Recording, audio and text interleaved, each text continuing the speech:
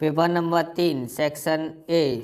सूचना अनुसार उत्तर लिखो। प्रत्येक का एक अंक 16 मार्क्स के पूछे जाएंगे। नीचे दिए गए विधान सत्य है या असत्य बताइए। तो पहला है वर्गमूल में 2 माइनस वर्गमूल में 3 कोष्टक में वर्गमूल में 3 प्लस वर्गमूल में 2 ये सभ्य संख्या है या नहीं है, ये हमको बताना है। सत्य है कि असत्य है, तो सॉल्यूशन करेंगे, उसके बाद पता पड़ेगा। तो यहाँ पर देखते हैं वर्गमूल में 2 माइनस वर्गमूल में 3। इसको जो हम लोग क्या कर लेते हैं, इसको सही क्रम में लिख लेते हैं। पहले वर्गमूल में 2 है तो वर्गमूल में 2 लिख सकते हैं, फिर प्लस वर्गमूल में 3।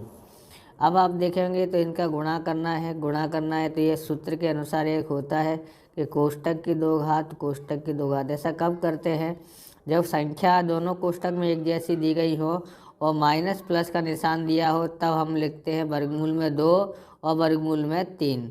2 का वर्ग से वर्गमूल हट जाएगा 2 और वर्ग से वर्गमूल इसका हट जाएगा तो 3, माइनस का 1 आता है, बरोबर। तो ये असम्य संख्या नहीं है, सम्य संख्या है, इसलिए ये विधान क्या है, असत्य है। असत्य, ओके, ये विधान असत्य है। आप इस तरह की वीडियो देखना चाहते हो तो डिस्क्रिप्शन में लिंक दी है पेपर नंबर 1 और 2 की, वहाँ से आप देख सकते हो। चैनल पर नए हो चैनल को सब्सक्राइब करना, क्योंकि इस प्रकार के वीडियो हम लाते ही रहेंगे और आपका सपोर्ट बहुत ज़रूरी है। आप सपोर्ट करेंगे तो ये हिंदी मीडियम का चैनल बहुत आगे तक जा सकता है। आप सपोर्ट नहीं करते हैं, इसके लिए होता नहीं है। ज़्यादा से ज़्यादा बच्चों को बताएं, शेयर करें और लाइक करें। देखते हैं दूसरा क्वेश्चन। द्विघात बहुपद px बराबर x की 2 घात प्लस 5x प्लस 4 के शून्यकों का योगफल शून्यकों के गुणनफल से अधिक है। तो सबसे पहले हम लोग ज्ञात करते हैं, यहाँ ज्ञात कर लेते हैं। पहले px लिखते हैं बराबर x की 2 घात प्लस 5x प्लस 4 लिखते हैं। a बराबर यहाँ पर आगे कोई नहीं है, मतलब 1। b बराबर यानी x के आगे सगुणक कितना है 5 और c बराबर है 4। ओके, यहाँ लिखते हैं शून्यकों का योगफल, शून्यकों का योगफल बराबर माइनस b बट्टे a होता है। तो माइनस b यानी b बराबर कितना है, तो माइनस की जगह पर माइनस और b बराबर 5 है, तो 5 बट्टे में कितना आ जाता है 1, मतलब 5 ही लिख सकते हैं। 1 लिखेंगे नहीं तो भी चलेगा, लिख देना है तो लिखो। इस तरह से -5 आया। शून्यकों का गुणनफल, शून्यकों का गुणनफल होता है c बट्टे a। तो c बराबर हमारे पास 4 है और बट्टे में 1 है। तो कौन बड़ा है, तो यहाँ बोलता है शून्यकों के गुणनफल से अधिक है।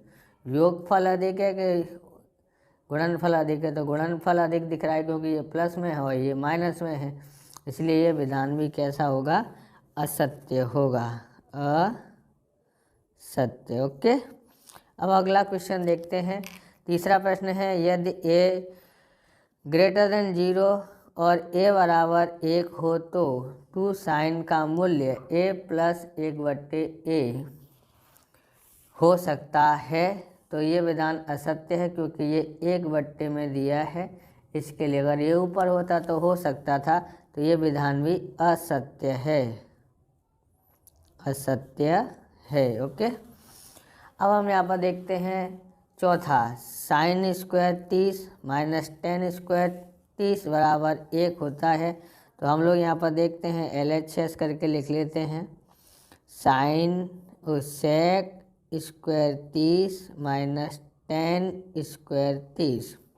ओके, तो हम लोग इसकी कीमत लिखते हैं। सेक की कीमत होती है 30 की 2 बट्टे में वर्गमूल में 3 का 2 घात और माइनस इसकी होती है 1 बट्टे वर्गमूल में 3 की 2 घात। 2 का वर्ग होता है 4, वर्ग से वर्गमूल है इसका हट जाता है 3 आ जाता है। 1 का वर्ग 1, वर्ग से वर्गमूल हट जाता है यानी 3 आ जाता है। हर समान है 3, 4 माइनस 1 बराबर क्या है, यहाँ पर 4 में से 1 गया तो 3 बट्टे में 3 बराबर 1, यानी कि RHS आता है, यानी एक आंसर सही है। तो ये विधान सत्य है। ओके, विधान सत्य है। अगला देखते हैं। तो ये है, नीचे दिए गए विकल्पों में से सही विकल्प पसंद करके उत्तर दीजिए। आप हमको सपोर्ट ज़रूर करें प्लीज़, आपको रिक्वेस्ट कर रहे हैं, क्योंकि हिंदी मीडियम के चैनल ज़्यादा चलते नहीं है। मैंने भी बना के एक बार छोड़ दिया है, वापस से तैयारी किया है। तो देखें यहाँ पर 98 का हम लोग करते हैं। यहाँ पर 2 से भाग देते हैं, 2 चौक 8 और 2 चौक 8 बचा 1, 2 में 18। 7 से भाग देते हैं, 7 7 49, 7 1 7।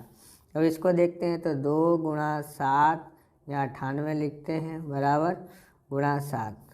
अब यहाँ पर देखते हैं 2 गुणा 7 की घात 2, कौन सा ऑप्शन सही है? तो बी ऑप्शन सही है। अब हम छठा देखते हैं। छठे में लिखा है, यदि समीकरण युग्म x माइनस के वाई बराबर 2 और 3x प्लस 2y बराबर -5 का अद्वितीय हल हो तो खाली जगह। ऑप्शन यहाँ पर दिया हुआ है, पढ़ते नहीं हैं हम, क्योंकि आपका टाइम खराब ना हो, इसके लिए हम लोग सॉल्यूशन करते हैं। सबसे पहले हम लोग लिखते हैं x माइनस के वाई और बराबर 2 दिया है, तो x माइनस के वाई, इसको इधर लेके आते तो माइनस में बराबर 0। समीकरण नंबर 1 हो जाता है। अब दूसरा देखते हैं, 3x प्लस 3y लिखा हुआ है, माइनस का 5 लिखा है, इसको हम लोग इधर साइड लेते हैं तो ये प्लस का हो जाता है बराबर 0। समीकरण नंबर 2। अब आप यहाँ पर देखेंगे a1 बराबर, तो a1 इसमें से लेंगे, इसके आगे कोई नहीं है तो मतलब 1। b1 लेते हैं तो मतलब ये, तो क्या है उसके सामने माइनस का k, और c1 लेते हैं तो माइनस का 2 हो जाता है। ओके, अब a2 लेते हैं तो 2 समीकरण नंबर 2 में से लेंगे, तो यहाँ क्या लिखा है 3, तो a2 बराबर 3। अब b2 बराबर भी 3 है, और c2 बराबर भी कितना है 5 है। तो यहाँ समीकरण उतारने में गलती हो गई, यहाँ पर कितना है 2 है, 2 3x प्लस 2y बराबर 5 था ना। अब यहाँ पर कितना आता है 2 आता है। अब हम इसको सॉल्यूशन करते हैं। क्या सूत्र है, a1 बट्टे में a2 बराबर नहीं b1 बट्टे में b2। ओके, अब हम इधर साइड करते हैं, तो यहाँ पर देखो a1 कितना है 1, तो यहाँ लिखते हैं 1, और a2 कितना है, तो a2 है 3, तो 3 बराबर नहीं। b1 कितना है, तो माइनस का k है, फिर b2 कितना है, तो b2 है 2। ओके, अब यहाँ पर लिखते हैं, ये इधर आ जाता है 1/3 गुणा 2 बराबर नहीं माइनस k, गुणा कर देते हैं 2/3 बराबर नहीं माइनस का k। अब k इसको माइनस दे देता है, तो ये हो जाता है बराबर नहीं -2/3। इसका आंसर आता है ऑप्शन बी, इसका भी राइट है। अगला देखते हैं, तो अगला हमारे पास है यहाँ पर, तो यहाँ पर लिखा है 7वां, यदि समीकरण 12x की 2 घात प्लस mx प्लस 5 बराबर 0 के मूल वास्तविक और समान हो तो m बराबर खाली जगह। तो सबसे पहले हम लोग यहाँ पर समीकरण लिख देते हैं, 12x की 2 घात प्लस mx प्लस 5 बराबर कितना हो जाता है 0 हो जाता है। उसके बाद हम लोग यहाँ लिखते हैं a बराबर 12 और b बराबर m और c बराबर 5 बराबर, a बराबर 12, b बराबर m और c बराबर 5 होता है। अब हम लोग क्या करते हैं, क्या बोला है मूल वास्तविक और समान हो, तो डी स्क्वायर बराबर बी स्क्वायर माइनस 4ac विविध कर का सूत्र है। अब ये क्या बोलता है, डी बराबर होता है, सॉरी, तो ये बोलता है कि मूल वास्तविक और समान है। मूल वास्तविक और समान हो तो डी बराबर 0 होता है। अब बी कितना है, तो बी बराबर हमारे पास एम है, सॉरी 4, ए बराबर है 12 और सी बराबर है 5, इसलिए ओ बराबर एम स्क्वायर 12 पंजे 60, 60 का गुणा 4 से करते हैं तो 240 आता है। ओके। अब हम क्या करते हैं, 240 इधर ले आते हैं तो ये प्लस का हो जाता है एम स्क्वायर। अब वर्गमूल करते हैं तो वर्गमूल करने आना चाहिए, तो यहाँ पर देखेंगे तो इसके गुणनखंड करते हैं, 2 से भाग देते हैं तो 120 आता है, 2 से भाग देते हैं तो 60 आता है, और 2 से भाग देते हैं तो 30 आ जाता है, और 2 से भाग देते हैं तो 15 आ जाता है।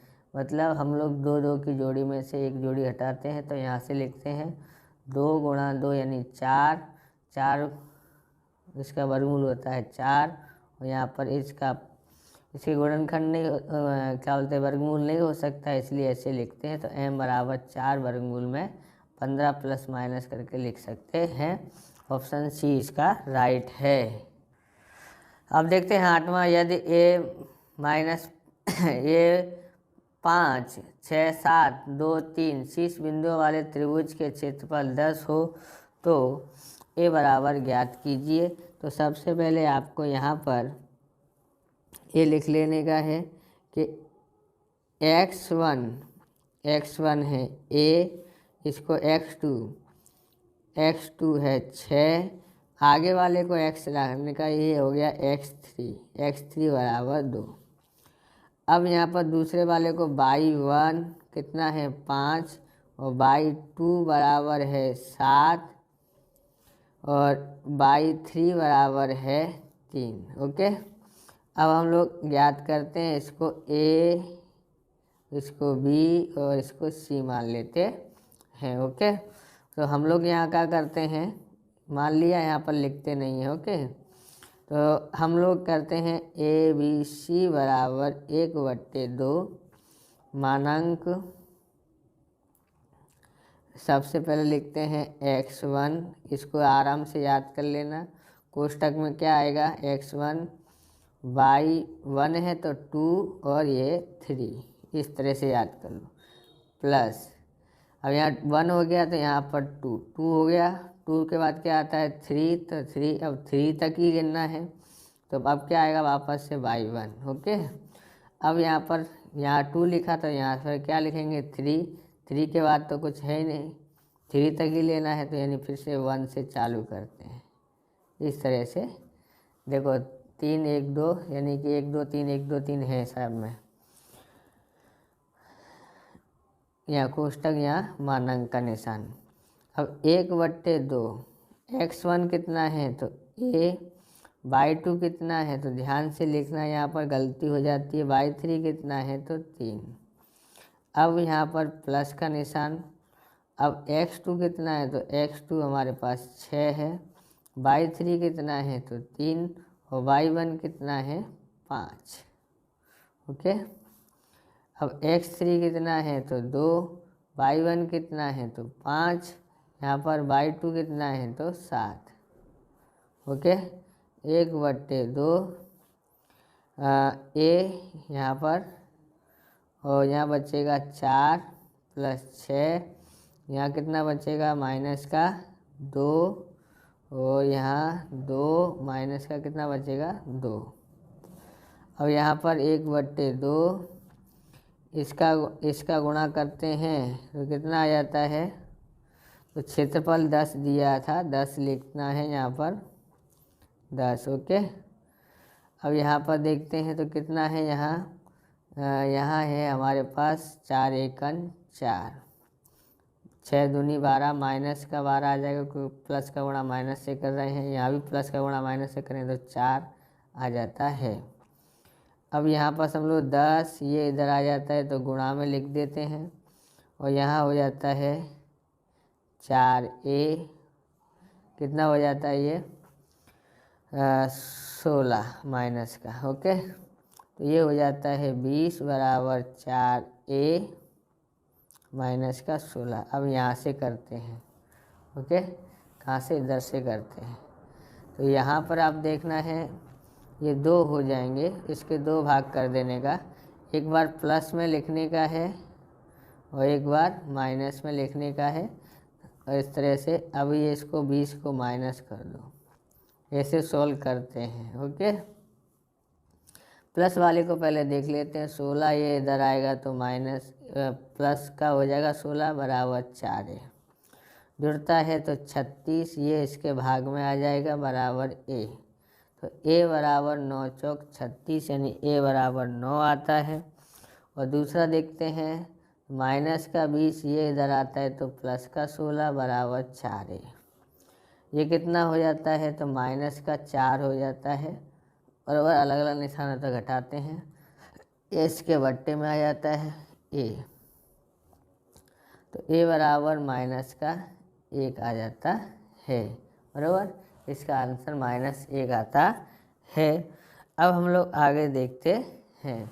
तो यहाँ पर दिया 9वां, यदि बहुपदी पी ए बराबर 3/4 हो तो पी ए नहीं बताइए। तो हम लोग को मालूम है पी ए ज्ञात करना हो तो क्या होता है, 1 में से पी ए घटा दो। पी ए नहीं ज्ञात करना हो तो, क्योंकि आपको मालूम है ना कि P A plus P A नहीं का टोटल कितना होता है, 1 होता है।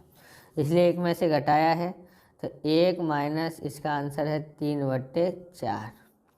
इसका गुणा ऐसे करेंगे 4 माइनस 3/4 बराबर कितना आता है, 4 में से 3 गया तो 1/4 इसका आंसर आता है। कौन सा है, सी इसका आंसर है। 10वां लिख लेते हैं। बहुपदी पी एक्स बराबर एक्स की 2 घात प्लस 51x माइनस 150 के दोनों शून्यकों की संज्ञा खाली जगह है।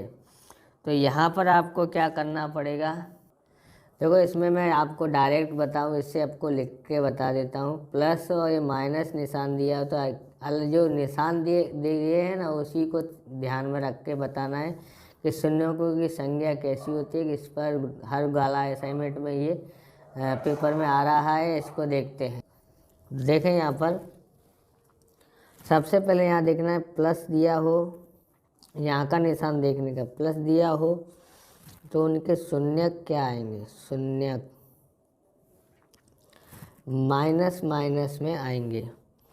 मतलब यहाँ देखना है आपको, यहाँ पर माइनस माइनस आएंगे। अब यहाँ पर देखो माइनस और प्लस दिया हो तो शून्यकों के निशान क्या आएंगे, दोनों के प्लस और प्लस आएंगे। शून्यकों के निशान बता रहा हूँ मैं, बराबर। तो माइनस और प्लस होगा, सॉरी प्लस और माइनस हो तो प्लस और माइनस होगा तो इनके आएंगे शून्यक के निशान माइनस प्लस आते हैं। क्या आते हैं, माइनस प्लस। और माइनस प्लस दिया हो तो शून्यक क्या आ सकते हैं, दोनों माइनस दिए हो तो शून्यक दोनों आएंगे प्लस प्लस आ सकते हैं। तो एक का निशान प्लस में आएगा और एक का माइनस में आएगा, बराबर। इस तरह से को प्लस प्लस दिया हो तो शून्यकों के निशान ये आएंगे, माइनस प्लस दिया हो तो शून्यकों के निशान ये दोनों प्लस आएंगे, और प्लस माइनस दिया हो तो माइनस प्लस आएंगे, माइनस माइनस दिया होगा तो प्लस माइनस आते हैं। तो सबसे पहले यहाँ पर देखेंगे इन दोनों को हम बोलते हैं विरोधी। अगर प्लस माइनस दिया गया हो तो क्या हो सकता है, तो यहाँ पर देखेंगे हमारे पास क्या आया है, यहाँ पर विरोधी आया है। ओके, विरोधी इसका आंसर है, क्योंकि माइनस प्लस माइनस दिया है। और यहाँ पर देखोगे तो समान कब आते हैं, तो समान आते हैं तो दोनों अगर वर्गमूल होता हो तो समान आ सकते हैं। ओके, वर्गमूल होता हो तो समान आ सकते हैं। ये है धन और ये है ऋण, और ये धन में आएंगे, है ना। तो धन कब आएंगे, जब प्लस प्लस दिया हो तब ऋण आता है, और माइनस प्लस दिया हो तो धन आता है, प्लस माइनस दिया हो तो, और माइनस माइनस दिया हो तो विरोधी विरोधी आता है। ऑप्शन सी इसका आंसर, सॉरी डी आंसर सही है। तो 11वां देखते हैं। सही विकल्प चुनकर उत्तर लिखिए। पहला 11वां है, प्रथम n प्राकृतिक संख्याओं का माध्य खाली जगह है। तो प्राकृतिक संख्याओं का माध्य हमारे पास आता है n/2 यानी कि n+1/2 ये आता है, ये वाला आंसर इसका है कि n+1/2। अब यहाँ पर देखेंगे PA + PA नहीं बराबर कितना हो सकता है, तो एक आंसर आता है, इसका आंसर आएगा 1। अब ज्ञात करते हैं एक वृत्त के PQRS अंतर है। एक वृत्त में, वृत्त के अंदर यानी ये वृत्त है हमारा, इसके अंदर क्या है, PQRS बना हुआ है। तो हम लिखते हैं PQRS। ओके, ये कितना दिया है, तो ये 5 दिया है PQ, और QR बराबर 8.2 दिया है, RS बराबर 9.3 दिया है। ज्ञात ये करना है। बराबर, जब भी ऐसा दिया हो तो हमको क्या करना है, एक सूत्र ध्यान रखना, सामने की भुजाएं जोड़ने की है। क्या होती है, PQ + RS बराबर QR + PS, यानी आमने सामने की भुजाएं टोटल करोगे तो इसका टोटल और इसका टोटल बराबर आता है। ओके, अब हम देखते हैं PQ बराबर 5 दिया है और RS बराबर 9.3 दिया है और वो दिया है 8.2। PS पता लगाना है। टोटल मारते हैं तो 14.3, ये इधर आता है तो -8.2 बराबर PS। तो PS बराबर घटाते हैं तो हमारे पास 6.1 इसका आंसर आ जाता है। देखो 3 में से 2 घटाएंगे तो 1, यहाँ पॉइंट है, यहाँ पॉइंट इसलिए पॉइंट लगाया है। अब 14 में से 8 घटाते हैं तो 6 आ जाता है। 14वां प्रश्न देखते हैं। तो 14वें प्रश्न में है, ओ केंद्रित वृत्त के बाहर का बिंदु P में से खींचा गया स्पर्शक PA और PB के बीच का कोण का माप 80 हो तो AOP POA बराबर खाली जगह हो सकता है।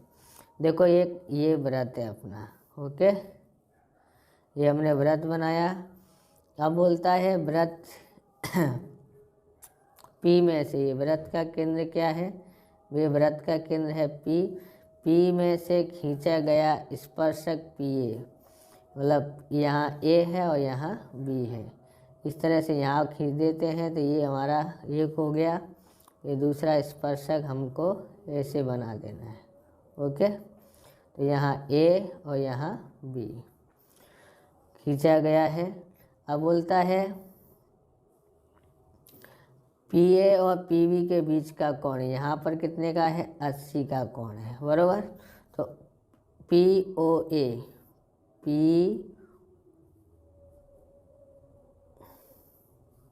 यहाँ P है और यहाँ O है। ओके, केंद्र का नाम O है यहाँ। अब ये बोलता है POA, यानी ये वाले कोण का माप ज्ञात करना है। तो हम लोग यहाँ पर इस तरह से बना लेते हैं। हमेशा ध्यान रखना है कि चतुर्भुज के आमने सामने के कोणों का माप कितना होता है, 180 होता है। तो सबसे पहले हम लोग यही क्रिया करेंगे कि APB, तो यहाँ पर लिखते हैं कोण APB + AOB, यानी ये वाले कोण का माप, यानी कि कोण AOB बराबर कितना होता है, 180 हो जाता है।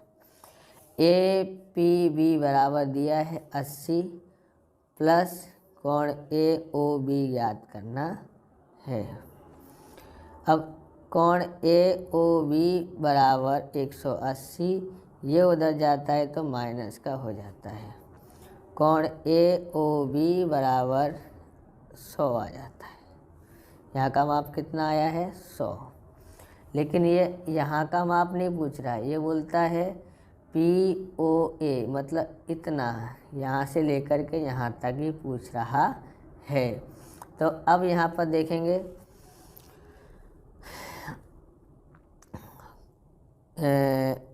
OP, यह है किसको, ये OP रेखा है वो किसको दो भाग में बांट रही है, तो कोण AOB को समद्विभाजित करती है, द्विभाजित करती है, यानी समान भाग में बांटती है। इसलिए इसको क्या करने का, समान दो भागों में, 100 आया उसको समान दो भागों में बांटेंगे। तो इसका जो पूछा है POA बराबर 1/2, किसको दो भागों में बांट रही है, तो AOB को बांट रही है। 1/2 AOB बराबर कितना है, 100 बराबर, इससे भाग देता हूँ तो 50 आ जाता है। ओके, तो इस तरह से हमने आंसर ज्ञात किया है, इसका 50 आंसर है। तो 15वां है, एक वृत्ताकार बगीचे के चारों ओर समान चौड़ाई वाला गोल रास्ता है। यदि गोल रास्ते के बाहर के परिमाप यानी परिधि अंदर की परिधि का अंतर 132 मीटर हो तो रास्ते की चौड़ाई ज्ञात कीजिए। तो यहाँ पर समझने का है, ये एक बगीचा है वो बराबर, ये बगीचा है गोल, बगीचे के बाहर एक वृत्ताकार क्या है, रास्ता है। ये पूरा क्या है, ये रास्ता है ना। अब ये यहाँ पर समझोगे, ये बड़ा वृत्त का होगी त्रिज्या ये वाली और छोटे वृत्त की ये वाली होगी। ओके, तो इसको R1 लिखते हैं और इसको R2 और इसको बड़ी वाली को R1 लिखते हैं। तो लिखेंगे रास्ते का की परिधि, रास्ते की चौड़ाई। तो परिधि ज्ञात करेंगे, क्या सूत्र है, 2πr, दूसरे की 2πr है। बड़े में से छोटे वाले को घटाएंगे तो आता है, हमारे पास यहाँ दिया गया है, क्या दिया गया है, 132। ओके, तो परिधि का अंतर दिया गया है 132। ओके, उसके बाद हम लोग यहाँ पर इसको R1 और इसको R2 लिख देते हैं। क्या आएगा, 2π कॉमन आ जाता है, R1 माइनस R2 यहाँ लिखे रह देते हैं। तो 132 बराबर 2 गुणा 22/7 गुणा R1 माइनस R2। 132 ये नीचे वाला ऊपर और ये ऊपर वाले दोनों नीचे आ जाते हैं, बराबर R1 माइनस R2। यहाँ 22 छिक्का 132 होता है और 2 तिया 6, यानी R1 माइनस R2 बराबर 7 तिया 21 हो जाता है। ओके, यहाँ 21 इसका आंसर आता है। अब हम लिखते हैं यहाँ पर 16वां, R सेमी त्रिज्या वाले अर्धवृत्त के अंतर हो ऐसे त्रिभुज का क्षेत्रफल अधिक से अधिक खाली जगह सेमी होगा। तो समझो ये हमारा अर्धवृत्त है। ओके, अर्धवृत्त है, ये इसका व्यास है, ये केंद्र है, तो ये R1, ये R, यहाँ भी R होता है, ये भी त्रिज्या है और ये भी त्रिज्या है। ओके, अब यहाँ पर हम लोग क्या बना देते हैं, त्रिभुज बना देते हैं। ये हमारा मेन त्रिभुज है। ओके, ये वाला, और ये हमारा क्या है, त्रिज्या है ये भी, तो ये हो गया हमारा लंब। ओके, तो त्रिभुज का क्षेत्रफल का सूत्र क्या होता है, तो त्रिभुज का क्षेत्रफल बराबर 1/2 आधार गुणा लंब, आधार गुणा लंब। तो आधार कौन है, तो ये है। आधार में देखेंगे कितने R हैं, तो 1 और 2 R हैं, तो यहाँ पर 2R लिखते हैं, और गुणा लंब में 1 R है, इससे 2 से 2 कट गया, R गुणा R मतलब R²